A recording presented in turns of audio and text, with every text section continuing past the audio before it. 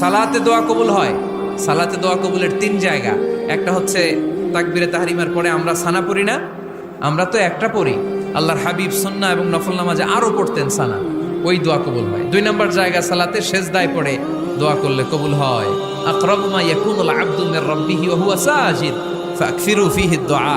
বান্দা যখন সেজদায় লুটিয়ে পড়ে বান্দা আল্লাহর সবচেয়ে কাছে চলে যায়।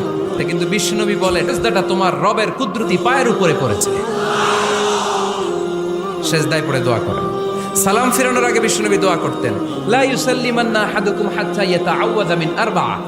আল্লাহর হাবিব বললেন 4 জিনিস থেকে পানাহানা আছে, আমার কোন উম্মত যেন সালাম না ফিরায়। তারা যেন পড়ে আল্লাহুম্মা ইন্নী আউযু বিকা মিন আযাবিল কবর, আউযু বিকা মিন আযাবি জাহান্নাম, আউযু বিকা মিন ফিতনাতিল মাহইয়া ওয়াল মামাত, আউযু বিকা মিন ফিতনাতিল মাসিহিদ দাজ্জাল।